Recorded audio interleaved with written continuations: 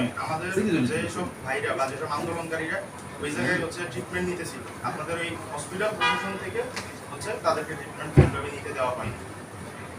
কিন্তু স্যার আপনি এই ওই সময়ে যদি আপনার এই অবস্থান থাকে তাহলে হচ্ছে আপনি আজকের এই মানে বিভাগীয় মানে এই যে পরিষদ বিভাগীয় ওই যে পরিচালকের মতো একটা গুরুত্বপূর্ণ পোস্টে আপনার এই পদে আমরা কোনোভাবে নিতে পারতেছি। আমরা যারা হচ্ছে জুলাইয়ের জন্য আমরা যারা রাস্তায় ছিলাম তারা এই জিনিসটা আসলে কোনোভাবে মানতে পারতেছি। আপনি যে স্যার শান্তি সমাবেশে ছিলেন এটার কোনো আসলে কোনো ব্যাখ্যা নেই, এবং আপনি যদি এমন হইতো যে আপনারা জোর করে বা কিছু করা হয়েছে এমনও না, আপনি একবারে ফ্রন্ট লাইনে ছিলেন, একবারে ফ্রন্ট লাইনে ছিলেন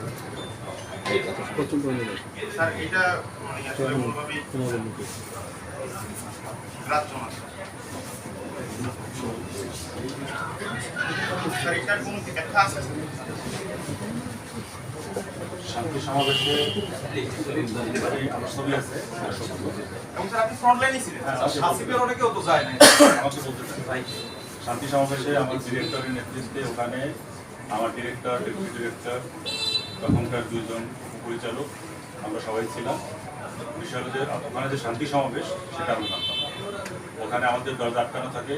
আমরা প্রত্যেক মাসে 2-1 বার করে আমরা র্যালি হয়, যেমন স্যার আপনারা আসেন ছবি তুলতে হবে আজকে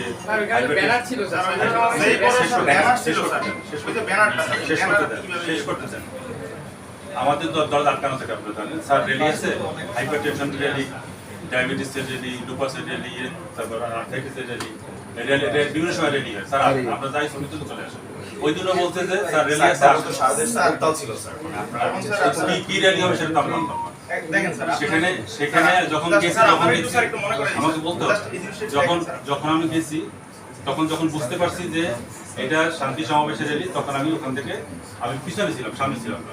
এবং আমি শেরেবাংলা মেডিকেল কলেজে আমি 6 বছর ছিলাম। 6 বছরে আমি প্রশাসনে কাজ করছি, প্রশাসনের সাথে গল্প করছি, কিন্তু দলীয় প্রশ্নে আমি সবাই জানি, আমি জানি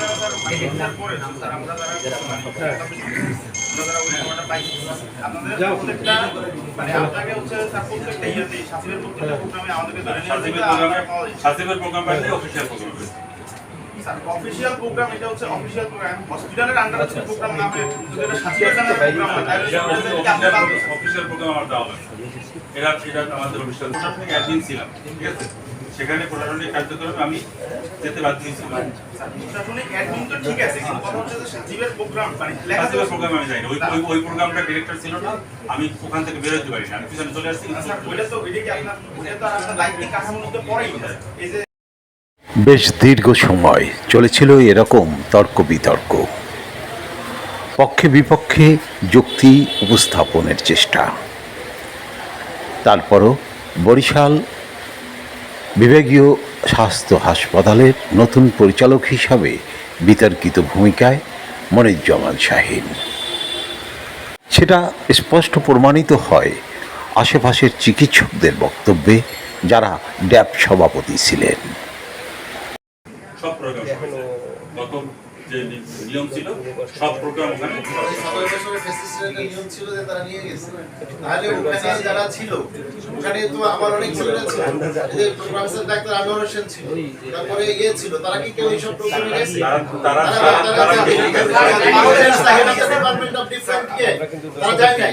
এই যে তৌহিদ ছিল, তারা কি অবশ্যই করে, অবশ্যই করে না। এখানে তোমাকে কিছু সত্য কথা বলতেই হবে যে তুমি কেন ওখানে গেছো, তাদের সাথে কোলাবরেট করছো। হ্যাঁ, তোমাকে কিছু সত্য কথা বলতেই হবে। সব জায়গায় লুকানো যাবে না, সব জায়গায় লুকানো যায় না, সবটা লুকানো যায় না। শাহীন, সব লুকানো যায় না, একটা কথা সব লুকানো যায় না। 19 সাল থেকে তোমরা 2018 সাল 19 সালে তখন কমিটি গঠন হয়েছে, 18 সাল থেকে 24 সালের 5 আগস্ট পর্যন্ত আমি আমার মেডিকেল কলেজে একজনও পাইনি তোমাদেরকে যারা আসছে কোনো ডাবের প্রোগ্রাম দেখাতে পারবে না। আমি হাইকোর্টে রিট করে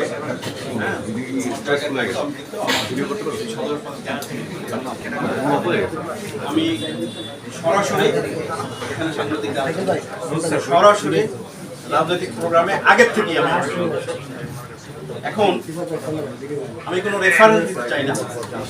আমার সেই সমস্ত প্রোগ্রামে, আমার প্রফেশনাল প্রোগ্রামও কিন্তু আমার সাথে যে ডাক্তাররা, যারা জাতীয়তাবাদী শক্তির ডাক্তার ছিলেন, তাদের সকলকে যে আমি আসলে সেই সমস্ত প্রোগ্রামে অংশগ্রহণ করাইতে পারছি, এটাও ঠিক।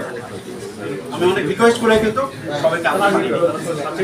এবং অনেকে এরকম হয়েছে যে শুধুমাত্র চেম্বারে ডিস্টার্ব হবে তাদের, সে কারণে আসলে আমাকে সহযোগিতা করতে পারে। গত 5 জুলাই স্বাস্থ্য দপ্তরের এক প্রজ্ঞাপনে শেরেবাংলা মেডিকেল কলেজ হাসপাতালের সাবেক উপপরিচালক ডাক্তার মনিরুজ্জামান শাহিনকে সাতক্ষীরা থেকে এনে বরিশালের স্বাস্থ্য বিভাগের পরিচালক হিসাবে পদোন্নতি করা হয়। আর এর ফলেই সেবাচিমের বৈষম্য বিরোধী আন্দোলনের শিক্ষার্থী ও চিকিৎসকরা ক্ষুব্ধ হন ও অসন্তোষ প্রকাশ নিয়ে বিক্ষুব্ধ হয়ে ওঠেন। তারা বিভাগীয় স্বাস্থ্য দপ্তরে তালাও ঝুলিয়ে দিয়েছিলেন। 8 জুলাই বুধবার সকালেও একই পরিস্থিতি তৈরি হলে বিভাগীয় স্বাস্থ্য পরিচালকের কক্ষে উপস্থিত বরিশালের ড্যাব নেতৃবৃন্দ পরিস্থিতি শান্ত করতে নিজেদের মতামত ব্যাখ্যা করেন এবং পরিস্থিতি শান্ত করতে আপাতত কর্মস্থল ত্যাগ করার পরামর্শ দেন ডক্টর মনিরুজ্জামান শাহিনকে।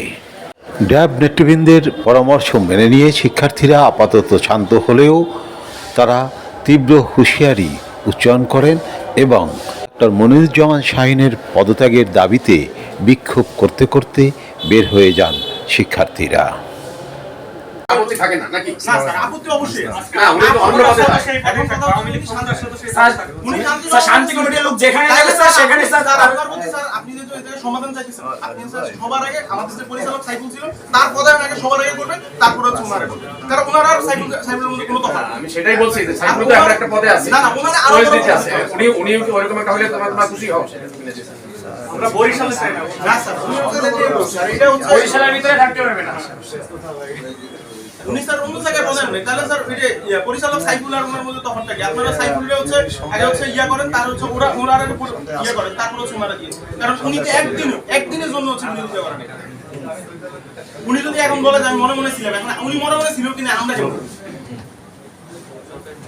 5 আগস্ট পর সবাই তুলে আন্দোলনের কথা বলছে।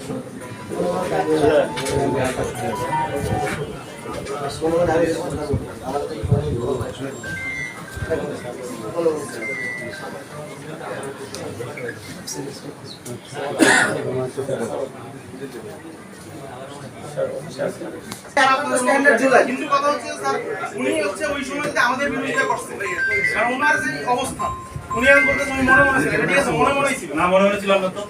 আমি তো সক্রিয় অংশগ্রহণ করছি। আমি নিজে